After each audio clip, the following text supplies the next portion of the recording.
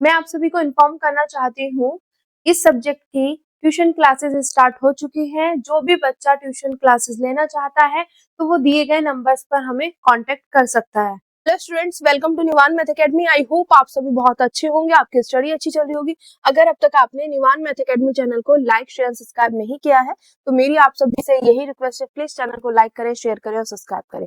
Mathematics के इस सफर में मैं आप सभी का हार्दिक स्वागत करती हूँ। इसी तरीके से निवान मैथ अकेडमी के साथ बढ़ते रहिए और अपने सपनों की ओर बढ़ते रहिए। अगर आज हम बात करें कि आज का इंटरेस्टिंग टॉपिक क्या होने वाला है, तो आज का जो टॉपिक रहेगा वो हमारा जो है टाइप 2 हम कर रहे थे। ठीक है, टाइप 2 के हमारे पास एग्जांपल्स हो चुके हैं, एक्सरसाइज के कुछ क्वेश्चंस हो चुके हैं। अब रिमेनिंग जो 2 क्वेश्चन रहते हैं उनको आज हम डील करेंगे। वो दोनों क्वेश्चंस कौन से हैं? वो क्वेश्चन है मेरे पास 3, फर्स्ट एंड सेकंड ऑलरेडी मैं डन करा चुकी हूँ। ठीक है, 3 और 4 जो है आज के वीडियो लेक्चर में हम कवर करेंगे। क्लियर हो गया? बट कराने से पहले मैं आप सभी को एक पोर्शन यहाँ पे, मतलब जो पैटर्न है, जो टाइप है यहाँ पे, उसको रिमाइंड कराना चाहती हूँ कि यहाँ पर सबसे पहला स्टेप तो वही रहेगा कि हमें mdx प्लस के ndy इक्वल टू 0 की फॉर्म में हमें चेक करना है। ठीक है, अगर वो उस फॉर्म में है तो अच्छी बात है, नहीं है तो बनाओ। फिर उसके बाद वो फॉर्म देखने के बाद m और n की वैल्यू रखो, फिर एग्जैक्टनेस चेक करो। अगर मेरे पास डिफरेंशियल इक्वेशन एग्जैक्ट है तो हम डायरेक्ट उसका सॉल्यूशन पे बात करेंगे, अगर नहीं है तो वहां पे हम इंटीग्रेटिंग फैक्टर फाइंड करेंगे। और यहाँ पर हम इंटीग्रेटिंग फैक्टर जो फाइंड कर रहे हैं वो टाइप 2 से कर रहे हैं, जिसमें हमारे पास ये 2 कंडीशंस होनी चाहिए, तभी हम उसको अप्लाई कर सकते हैं। ठीक है, अब जैसे ही इंटीग्रेटिंग फैक्टर हमारे पास आएगा, वहां से m1 n1 निकालोगे और फिर वहां से आप चेक कर लो कि जो मेरे पास न्यू गिवन डिफरेंशियल इक्वेशन आएगी वो भी मेरे पास एग्जैक्ट है, तब उसका सॉल्यूशन आप निकाल लोगे। ठीक है, तो यहाँ पे इंटीग्रेटिंग फैक्टर फाइंड करने की जो हमारे पास 2 कंडीशंस है वो क्या है? सबसे कंडीशन ये है कि मेरे पास जो डिफरेंशियल इक्वेशन है वो होमोजीनियस होनी चाहिए। दूसरा ये है कि वहां से आपको mx प्लस के ny निकालना होगा और उसकी वैल्यू जो है नॉट इक्वल टू 0 आनी चाहिए। तब आप वहां पे इंटीग्रेटिंग फैक्टर ये लिखोगे 1 अपॉन mx प्लस के ny। ठीक है, एंड होमोजीनियस चेक करने के लिए कि होमोजीनियस है या नहीं, इसका पूरा का पूरा डिटेल में मैं आपको एक्सप्लेन कर चुकी हूँ। तो वहां पे होमोजीनियस अगर डिफरेंशियल इक्वेशन की हम बात कर रहे हैं तो उसके लिए हमें क्या चेक करना होगा कि m और n दोनों के दोनों होमोजीनियस फंक्शन होने चाहिए और सेम डिग्री के होने चाहिए। तो हमारा जो होमोजीनियस डिफरेंशियल इक्वेशन की जो डेफिनेशन है वहां से ये कवर हो जाएगा। ठीक है, तो हमें सिर्फ इतना चेक करना होता है, ये हमारे पास बनके आ जाता है। तो आई होप यहाँ तक का पूरा जो सफर है वो आपको अच्छे से समझ आया होगा। आज का जो टारगेट हमारा रहेगा वो रहेगा एग्जाम्पल नंबर 3 और उसके बाद एग्जाम्पल नंबर 4। ठीक है, एग्जाम्पल नंबर 2 का क्या हुआ है यहाँ पे, हम यहाँ से स्टार्ट करते हैं एग्जाम्पल नंबर 3। तो हमारे पास एग्जाम्पल नंबर 3 जो है, क्वेश्चन नंबर 3, एग्जाम्पल नंबर 3 कह रही, क्वेश्चन नंबर 3 जो है वो क्या है? x की पावर 4 प्लस के y की पावर 4, x की पावर 4 प्लस y की पावर 4, यहाँ पर है मेरे पास dx minus and x Y cube dy, x dy equal to 0, dy equal to 0। ठीक है, यही है मेरे पास। क्लियर हो गया? एक बार चेक कर लेते हैं कहीं गलत ना हो जाए। x की पावर 4 प्लस y की पावर 4 dx माइनस के एक्स वाई क्यूब dy। तो इसका सॉल्यूशन स्टार्ट कर रहे हैं। अब वो चीज मैंने आपको बता ही दी, सब में स्टेप सिमिलर रहेंगे चाहे कोई सा भी टाइप आए, बट अगर नॉन एग्जैक्ट वो आता है, ठीक है, नॉन एग्जैक्ट वो होता है, तो उसका इंटीग्रेटिंग फैक्टर आप जोन सा भी आपको सुटेबल वहां पे लग रहा होगा टाइप, वो वाला यूज करके आप निकाल लेना। ठीक है, वो स्टेप चेंज होगा सभी टाइप में। ठीक है, अदरवाइज पूरा प्रोसीजर सेम रहेगा। तो यहाँ पे स्टेप नंबर फर्स्ट क्या है?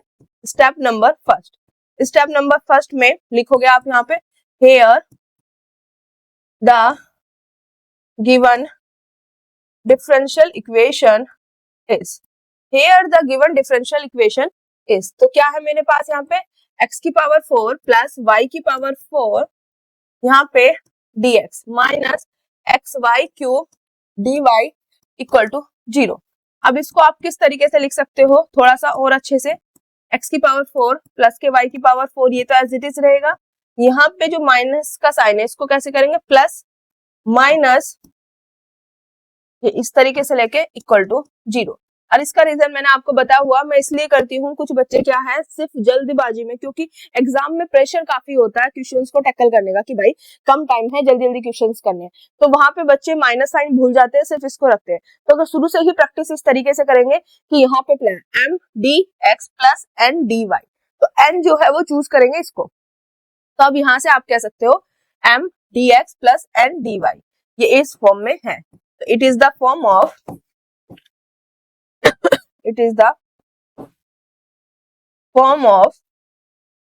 mdx प्लस के N D Y equal to 0। इसकी फॉर्म में ये हमारे पास सामने है। ठीक है, पहला step complete. Step number second,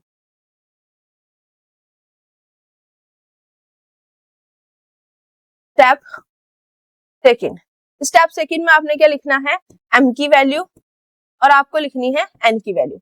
m की वैल्यू क्या होगी, dx के साथ वाला, तो dx के साथ वाला m की वैल्यू x की पावर 4 प्लस y की पावर 4, और n की वैल्यू dy के साथ वाला, तो ये हो गया मेरे पास n। ठीक है, mn आते ही आपका टारगेट क्या रहेगा कि मुझे चेक करना होगा इसकी एग्जैक्टनेस। तो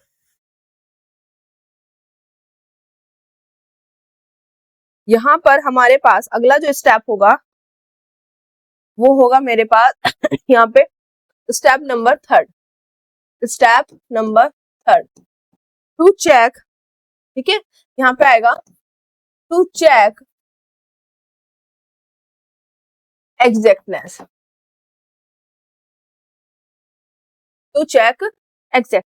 तो एग्जैक्टनेस जब हम यहाँ पे चेक करेंगे तो उसके लिए हम यहाँ पे क्या निकालते हैं, del M upon del Y, यहाँ पे क्या निकालेंगे, del N upon del X. देखो यहाँ पे m जो है x की पावर 4 प्लस की पावर, क्लियर हो गया। तो यहाँ पे जब मैं y के रिस्पेक्ट में इसका पार्शियल डेरिवेटिव करूंगी तो x as a constant treat होगा, तो x एज ए कांस्टेंट, तो कांस्टेंट का क्या होगा 0, तो यहाँ पे आ जाएगा मेरे पास 0। क्लियर हो गया, ये फंडा समझ आया।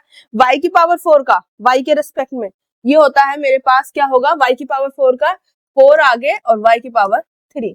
तो यहां से अगर हम बात करें, इसको थोड़ा सा नीचे लिखूंगे,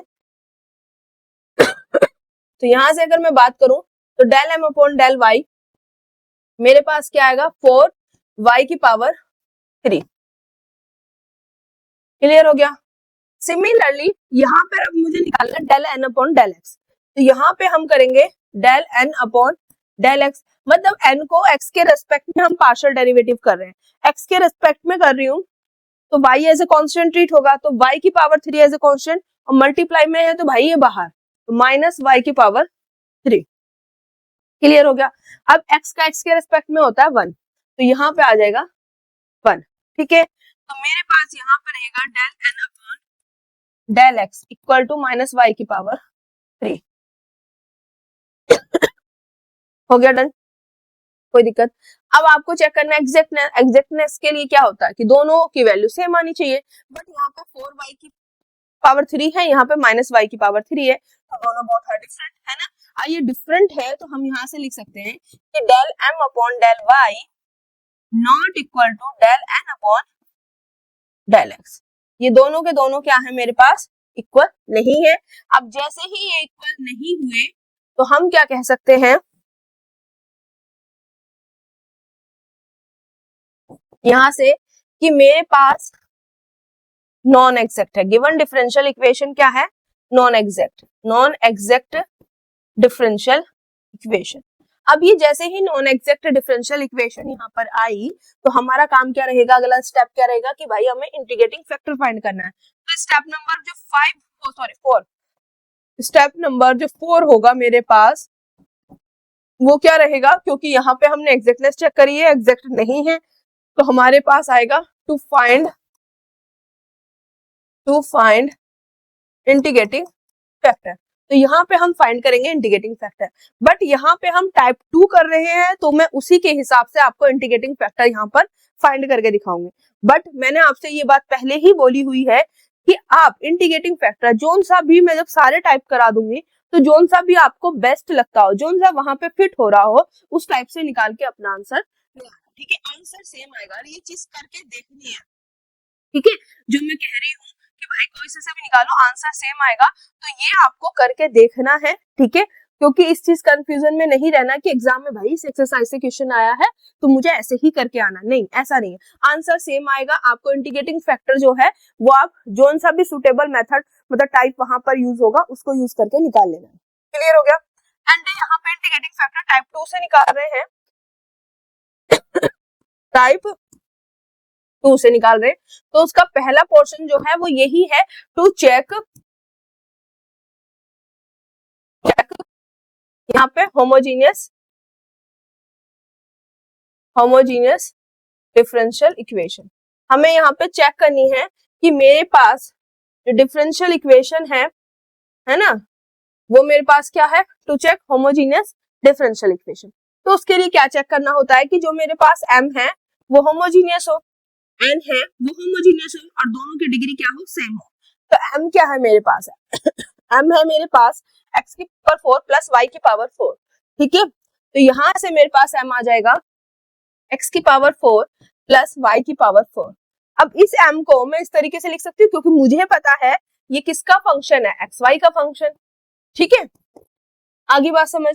तो यहाँ से एग्जैक्टनेस चेक मतलब सॉरी एग्जैक्टनेस कह रही हूँ, होमोजीनियस चेक करने के लिए हम क्या करते हैं, x की जगह लैम्डा x, y की जगह लैम्डा y यहाँ पर पुट करते हैं। ठीक है, अब यहाँ पे मैं पुट करूंगी तो लैम्डा x की पावर 4 प्लस लैम्डा y की पावर 4, क्योंकि देखो सिंपल सा है, जहां जहां x है वहां लैम्डा x रखो, जहां जहां y है वहां लैम्डा y रखो।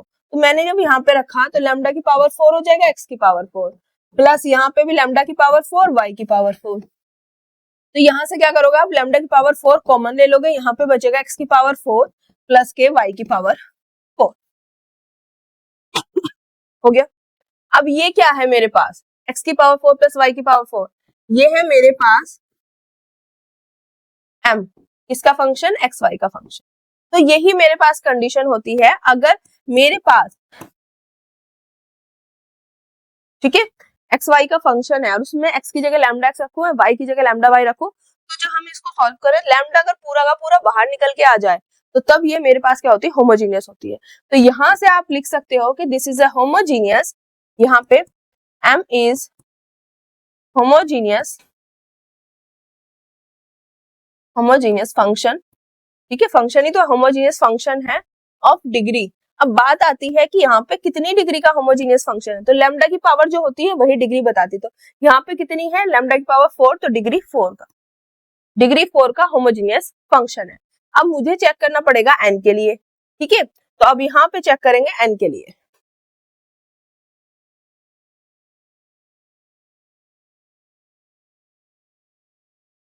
वन मिनट, हाँ, यहाँ पे हम चेक करेंगे n के लिए। अब n क्या है मेरे पास, n देखो n है मेरे पास माइनस एक्स वाई की पावर 3, माइनस एक्स वाई की पावर 3। अब ये चेक करना है क्या ये मेरे पास होमोजीनियस है कि नहीं है। वही सेम तरीके से हम इसको लिखेंगे, n किसका फंक्शन है, एक्स वाई का फंक्शन। तो इसके लिए हमें क्या करना पड़ता है, x की जगह लैम्डा x, y की जगह लैम्डा y, यहाँ पर हम पुट करते हैं। तो x की जगह रखो लैम्डा x, y की जगह रखो लैम्डा y की पावर 3। जहां जहां x है वहां लैम्डा x, जहां जहां y है वहां लैम्डा y। तो यहाँ पे अगर आप इसको सॉल्व करोगे तो माइनस के लैम्डा x माइन मल्टीप्लाई, ठीक है, ये मल्टीप्लाई का साइन है, लैम्डा की पावर 3 y की पावर 3। अब देखो लैम्डा लैम्डा बेस सेम तो पावर ऐड, तो यहाँ पे माइनस लैम्डा की पावर 1 प्लस 3 कितना हो जाएगा, 4 एक्स वाई की पावर 3। ठीक है, अब यहाँ पे क्या है, मैं लैम्डा की पावर 4 आगे ले लेती हूँ और ये पूरा का पूरा एक साथ। अब ये क्या है मेरे पास, minus x Y cube N X Y. ठीक है, एन है एक्स वाई का फंक्शन, तो यहाँ पे एन आ गया एक्स वाई का फंक्शन। तो वही चीज है, लैम्डा अंदर था और यहाँ से बाहर निकल के आ गया। तो जब ऐसी सिचुएशन हो मेरे सामने तो हम क्या कहेंगे, कि मेरे पास ये होमोजीनियस फंक्शन होगा, ठीक है। लैम्डा एक्स लैम्डा वाई अंदर थे, बाहर निकल के लैम्डा पावर 4 के साथ। तो यहां से आप कह सकते हो कि मेरे पास n इज होमोजीनियस फंक्शन। अभी देखो कितने डिग्री का है, ऑफ डिग्री लैम्डा पावर 4। तो यहां से हमने नोटिस किया कि m भी मेरे पास होमोजीनियस फंक्शन है, n भी मेरे पास होमोजीनियस फंक्शन है, ये भी डिग्री 4 का, ये भी डिग्री 4 का। तो यहां से क्या निकल के आ गया कि m और n दोनों के दोनों होमोजीनियस फंक्शन है, सेम डिग्री के। अब जैसे ही सेम डिग्री के वो आए तो आप यहां से क्या कह सकते हो कि मेरे पास given differential equation is homogeneous differential equation. तो गिवन डिफरेंशियल इक्वेशन क्या होगी मेरे पास, होमोजीनियस डिफरेंशियल इक्वेशन होगी। अब देखो एक कंडीशन यहाँ पे इन्होंने ये वाली दिखा दी। अब मैं चेक करूंगी सेकंड कंडीशन, अगर ये भी होगा तब हम इसका इंटीग्रेटिंग फैक्टर ये वाला लिख देंगे, ठीक है। क्लियर हो गया। तो हमारे पास यहां से ये चीज शो हो गई कि given differential equation is homogeneous differential equation. अब यहाँ पे हमारे पास ये स्टेप फर्स्ट था इसका, सॉरी स्टेप क्या नाम, कंडीशन फर्स्ट। अब आएगी मेरे पास कंडीशन सेकंड। सेकंड में मुझे क्या चेक करना है, यहाँ पर mx प्लस के एन वाई, ये चेक करना है। अब mx प्लस के एन वाई क्या है, m की वैल्यू क्या है, x की पावर 4 प्लस y की पावर 4, यहाँ पर x। n की वैल्यू क्या है मेरे पास, n की वैल्यू है मेरे पास minus x Y cube, minus के एक्स वाई क्यूब। तो यहाँ पे आ जाएगा माइनस एक्स वाई क्यूब और यहाँ पे y, ठीक है। तो यहाँ से मेरे पास हो जाएगा x की पावर 4, अंदर मल्टीप्लाई कर दो तो बेस सेम तो पावर ऐड, तो यहाँ पे आ जाएगा x की पावर 5। क्या आ जाएगा, x की पावर 5। यहाँ पर मेरे पास रहेगा x y की पावर 4। अब देखो plus minus minus, x y y same तो y की पावर 4। अब देखो यहाँ पे x y की पावर 4, x y की पावर 4 कैंसिल, तो यहाँ पे रिमेनिंग क्या बचा मेरे पास, x की पावर 5। तो मेरे पास यहाँ से mx प्लस के एन वाई जो आ गया वो ये आया। तो यहाँ से हमारे पास निकल के क्या आ गया कि मेरे पास mx प्लस के N Y not equal to 0, क्योंकि उसकी वैल्यू क्या आई है, x की पावर 5 आई है। जब ऐसे हो जाएगा तो हम क्या लिखेंगे, अब दोनों कंडीशन आ गई ना, इससे जो गिवन डिफरेंशियल इक्वेशन थी दोनों कंडीशन की होमोजीनियस भी है और साथ ही साथ ये चीज भी दिखा रहा है कि इसकी वैल्यू 0 नहीं होगी। तो यहाँ से हम लिखेंगे इंटीग्रेटिंग फैक्टर। तो इंटीग्रेटिंग फैक्टर क्या होगा, 1 अपॉन mx प्लस के N Y, 1 upon mx plus के एन वाई। तो यहाँ से मेरे पास इंटीग्रेटिंग फैक्टर आ गया बेटा ये 1 अपॉन mx प्लस के एन वाई, क्या है मेरे पास, x की पावर 5। तो this is your integrating factor. अब जैसे ही मेरे पास इंटीग्रेटिंग फैक्टर आया तो मेरा टारगेट अगला क्या रहेगा, स्टेप नंबर ये 4 था इंटीग्रेटिंग फैक्टर फाइंड करना, ठीक है। तो अगला स्टेप ये रहेगा कि मुझे m1 और n1 निकालना है, ठीक है। तो यहाँ पे स्टेप नंबर 5, स्टेप नंबर 5 में हम निकालते हैं m1। m1 क्या होता है बेटा, m की मल्टीप्लाई इंटीग्रेटिंग फैक्टर से, ठीक है। m1 मेरे पास क्या होगा, m की वैल्यू x की पावर 4 प्लस y की पावर, ठीक है, मल्टीप्लाई किससे करना है, 1 अपॉन इंटीग्रेटिंग फैक्टर क्या है, x की पावर 5। तो यहाँ पर आपको मल्टीप्लाई कर देना है x की पावर 5 से, ठीक है। तो यहाँ से मेरे पास m1 आ जाएगा। अब देखो ऊपर की मल्टीप्लाई ऊपर, नीचे के नीचे, यहाँ पे 1 ले लो इस तरीके से, तो ऊपर के ऊपर करते हैं, नीचे के नीचे मल्टीप्लाई करते हैं। तो यहाँ से मेरे पास आ जाएगा x की पावर 4 प्लस y की पावर 4 अपॉन में x की पावर 5। क्लियर हो गया, किसी को कोई दिक्कत यहाँ तक। m1 को आप किस तरीके से लिख सकते हो और अच्छे तरीके से, x की पावर 4 अपॉन x की पावर 5 प्लस y की power 4 as it is x की पावर 5। तो यहाँ से सॉल्व होके मेरे पास ये क्या आ जाएगा, देखो x की पावर 5 नीचे है ज्यादा, मतलब पावर नीचे जाता है, तो यहाँ पर एक पावर मतलब ये बचेगी। इसका तरीका आपको पता है, बेस सेम होता है और डिवीजन का साइन है, तो हम यहाँ पे किस तरीके से ये वाला 4 माइनस के 5 x की पावर माइनस के 1 और इसको लिखेंगे 1 बाय x, ठीक है। तरीका समझ आता है ना, या कैंसिल करके लिख दो, प्लस यहाँ पे y की पावर 4 अपॉन x की पावर 5, x की पावर 5, तो ये आपके पास आ गया यहाँ पे m1 निकल गए, ठीक है। सिमिलरली अब मैं यहाँ से निकालूंगी n1, n1 में भी क्या होगा मेरे पास यहाँ पर n1 मेरे पास है क्या, वैसे n1 निकालूंगी, सॉरी n चाहिए मुझे माइनस के x y क्यूब, तो यहाँ पे लिख रही हूँ माइनस के x y क्यूब, यहाँ पे n1 होगा n मल्टीप्लाई इंटीग्रेटिंग फैक्टर, ठीक है। तो ये तो n की वैल्यू लिख दी, इंटीग्रेटिंग फैक्टर क्या, y की पावर नहीं, सॉरी y की नहीं, x की पावर 5, इंटीग्रेटिंग फैक्टर जो आया मेरे पास निकल के x की पावर 5, ठीक है। अब यहाँ पे अगर आप देखोगे तो n1 माइनस एक x यहाँ पे x की पावर 5, तो अपॉन में कितना बचेगा, x की पावर 4 y क्यूब, ठीक है। आगे बात समझ, या इसको थोड़ा सा अरेंज करके लिखे हम y की पावर 3 अपॉन यहाँ पे x की पावर 4, तो ये मेरे पास आ गया n1, ठीक है। m1 और n1 मेरे पास आ चुका है। अब यहाँ पे दो लाइन का सिर्फ ये चेक करना होता है कि जो मेरे पास इंटीग्रेटिंग फैक्टर मैंने माना है यहाँ पे, मतलब निकल के आया, माना क्या है वो इंस्पेक्शन मेथड में देखते हैं हम, यहाँ पर तो निकल के आया है, ठीक है। तो जो इंटीग्रेटिंग फैक्टर यहाँ पे निकल के आया है उसका मतलब पक्का 100% श्योरिटी के लिए कि भाई मेरा क्वेश्चन गलत नहीं जा रहा है, तो वहां पे चेक करने के लिए सिर्फ दो लाइन का यहाँ पे देखना होता है कि एग्जैक्ट है कि नहीं है, कि m1 और n1 से जो नई डिफरेंशियल इक्वेशन बनी है वो एग्जैक्ट है कि नहीं है। तो यहाँ पे हम सिर्फ उसी को ऑब्जेक्ट क्या करेंगे, चेक करेंगे। तो यहाँ पे हमें क्या निकालना है, हमें निकालना है del m1 upon del y and del n1 upon del x, ये हमें निकालना है। अब देखो डेल m1 है ना अपॉन डेल y, मतलब y के रिस्पेक्ट में करें तो x क्या होगा, एज ए कांस्टेंट ट्रीट होगा, तो 1/x भी एज ए कांस्टेंट ट्रीट होगा, तो कांस्टेंट का क्या हो गया 0, तो यहाँ पे आएगा सबसे पहले मेरे पास आएगा 0 प्लस, अब यहाँ पे x एज ए कांस्टेंट है तो 1 अपॉन x की पावर 5 क्या होगा मेरे पास एज ए कांस्टेंट, और कांस्टेंट क्या होता है बाहर आ जाता है क्योंकि यहाँ पे बैठा है उसके मल्टीप्लाई में। अब y की पावर 4 का y के रिस्पेक्ट में 4y क्यूब, तो यहां से हमारे पास सॉल्व होके क्या आ गया, डेल m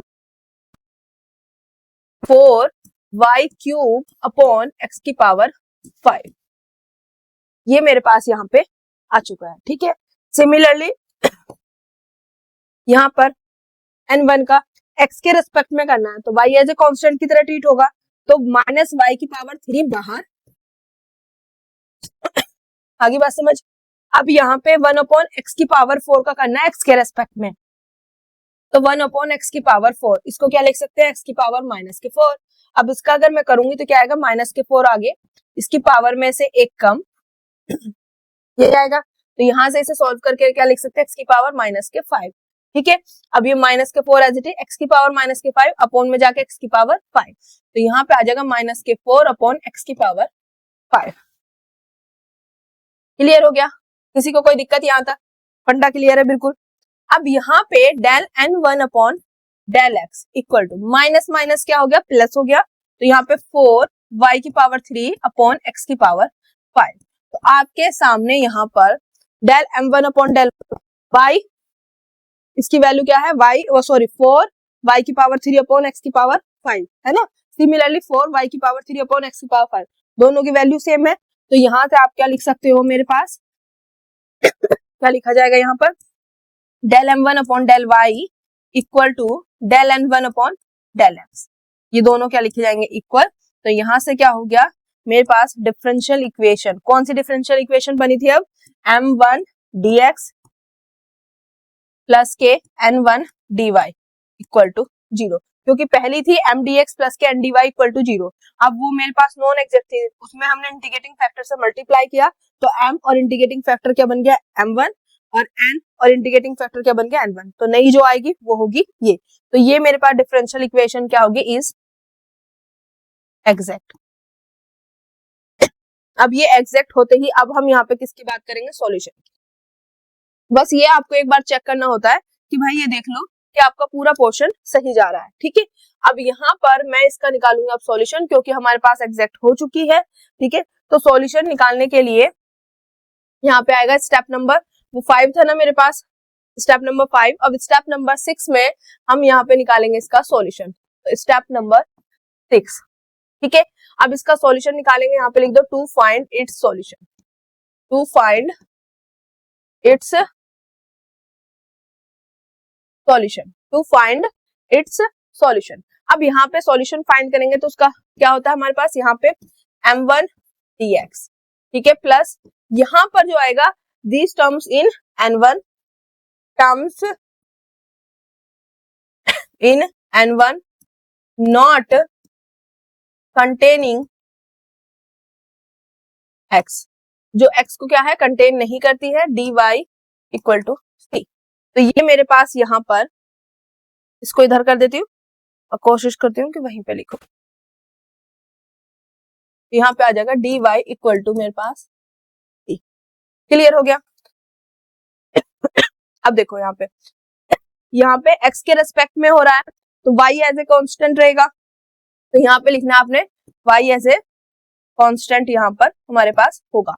तो यहाँ पर आप m1 की वैल्यू रखोगे, m1 की वैल्यू क्या है मेरे पास 1/x प्लस y की पावर 4, 1/x प्लस y की पावर 4 अपॉन x की पावर 5, x की पावर 5, और यहाँ पर y एज ए कांस्टेंट क्या होगा, यहाँ पे ट्रीट होगा, क्योंकि y इसमें है तो इसलिए मैं लिख रही हूँ। अब यहाँ पे आपको क्या लिखना है, n1 में वो टर्म देखनी है जो x से फ्री, जिसमें x ना हो। तो यहाँ पे तो x ऑलरेडी बैठा है, तो यहाँ पे मेरे पास कोई भी टर्म ऐसी नहीं है, क्योंकि एक ही टर्म है, देखो यहाँ पे एक ही तो टर्म है ये वाली, और इसी में क्या है x ऑलरेडी बैठा हुआ है, तो हमारे पास ऐसी कोई भी टर्म यहाँ पर नहीं आएगी, ठीक है। तो यहाँ पर 1/x अलग, y है नहीं तो मैं लिखूंगी नहीं। अब देखो y एज ए कांस्टेंट की तरह ट्रीट हुई तो y इंटीग्रेशन से बाहर dx, इसके 0 हो गया इक्वल टू c, ठीक है। अब 1/x का क्या होता है हमारे पास log x, क्या होता है log x प्लस y की पावर 4। अब x की पावर 5 है, मतलब 1 में x की पावर 5 है,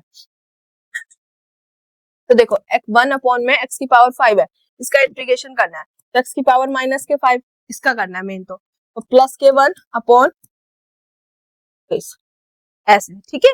क्लियर हो गया। तो यहाँ पे मेरे पास आ जाएगा x की पावर माइनस के 5 प्लस के 1 अपॉन माइनस के 5 प्लस के 1, जो पावर में है वही सेम चीज नीचे इक्वल टू 3। अब इसको यहाँ पर सॉल्व कर लेंगे और आपका आंसर आगे फाइनली आपका आंसर आ जाएगा। तो आपका आंसर क्या आएगा यहाँ पर, अगर हम बात करें तो क्या आएगा log x। अब यहाँ पे मेरे पास क्या है प्लस, देखो यहाँ पे y की पावर 4 प्लस y की पावर 4, यहाँ पे x की पावर क्या हो जाएगा माइनस के 4 अपॉन माइनस के 4, x की पावर माइनस के 4 अपॉन माइनस के 4 इक्वल टू मेरे पास यहाँ पर 3, ठीक है। तो यहाँ से log x plus minus minus 1/4 y की पावर 4 अपॉन x की पावर माइनस के 4 है तो अपॉन में चला जाएगा तो x की पावर 4 इक्वल टू 3, ठीक है। तो ये आपका यहाँ पे फाइनल आंसर आ गया है। एक बार चेक कर लेते हैं कि क्या ये आंसर बिल्कुल सही है या और भी इन्होंने, अब इसको सिंप्लीफाई करना है तो उस हिसाब से कर लेते हैं। अब देखो इसको सिंप्लीफाई कर लेते हैं जैसे आपकी बुक में जिस हिसाब से आंसर दिया हुआ उस हिसाब से, ठीक है। तो यहाँ पे log x as it is minus y की पावर 4 अपॉन 4x की पावर 4 इक्वल टू c, ठीक है। क्लियर हो गया। अब क्या करना है, यहाँ पर पूरे का एलसीएम ले लो 4x की पावर 4, ठीक है। तो इधर यहाँ पे तो 1 है तो इसकी मल्टीप्लाई इधर, इसकी मल्टीप्लाई इधर, तो यहाँ पे आ जाएगा 4x की पावर 4 log x माइनस के y की पावर 4 इक्वल टू 3, ठीक है। वो जरूरी नहीं है, आप यहाँ तक भी छोड़ दोगे तो आपका आंसर बिल्कुल राइट है, ठीक है। जरूरी नहीं है कि एग्जाम में आप इसको सिंप्लीफाई करो, ठीक है। तो आप यहाँ तक भी छोड़ोगे तो आपका आंसर राइट होगा। अब यहाँ पे 4x की पावर 4 माइनस y की पावर 4, अब ये जो डिनोमिनेटर में इधर बैठा है ये इधर जाके मल्टीप्लाई में तो c, यहाँ पे 4c हो जाएगा x की पावर 4, ठीक है। मुझे निकालना है y की पावर 4, तो मैं क्या करूंगी, y की पावर 4 इधर ले जाऊंगी और इसको c वाले पोर्शन को इधर ले आऊंगी। तो मेरे पास यहाँ पे हो जाएगा y की पावर 4, ठीक है, ये इधर गया। तो यहाँ पे बचा मेरे पास 4 x की पावर 4 log x माइनस के 4c x की पावर 4। तो इसको आप किस तरीके से लिख सकते हो, y की पावर 4 x की पावर 4 log x। अब यहाँ पे क्या है, देखो 4 भी कांस्टेंट है, c भी कांस्टेंट है और माइनस के 4 है ना। तो यहाँ पे हम क्या कर लेते हैं प्लस और यहाँ पे माइनस के 4c। अब माइनस के 4c को आप क्या मान सकते हो यहाँ पर c1, कोई भी अनदर कांस्टेंट, तो c1 x की पावर 4। तो यहाँ पे लिख देना कि c1 क्या है, माइनस के 4c, ठीक है, जो यहाँ पे है वो चीज हमने लिख दी। तो आपकी बुक में ये वाला आंसर यहाँ पर दिया हुआ है, y की पावर 4 x की पावर 4 log x प्लस के c, मतलब कोई भी आर्बिट्रेरी कांस्टेंट x की पावर 4, ठीक है। तो अगर आप यहाँ तक छोड़ के आओगे तब भी कोई प्रॉब्लम नहीं होगी, ठीक है। बट इसको सिंप्लीफाई करके यहाँ पे देखो 4 भी माइनस 4 भी कांस्टेंट, c भी कांस्टेंट, तो दोनों की मल्टीप्लाई होकर कोई ना कोई कांस्टेंट ही आएगा, बस उसको हमने रिप्लेस कर दिया, ठीक है। तो आई होप ये पूरा का पूरा क्वेश्चन जो है आपको अच्छे से समझ आ गया होगा कि हमें किस तरीके से इसको हैंडल करना है, ठीक है। मैं आप सभी को इन्फॉर्म करना चाहती हूँ, इस सब्जेक्ट की ट्यूशन क्लासेस स्टार्ट हो चुकी हैं। जो भी बच्चा ट्यूशन क्लासेस लेना चाहता है तो वो दिए गए नंबर्स पर हमें कांटेक्ट कर सकता है।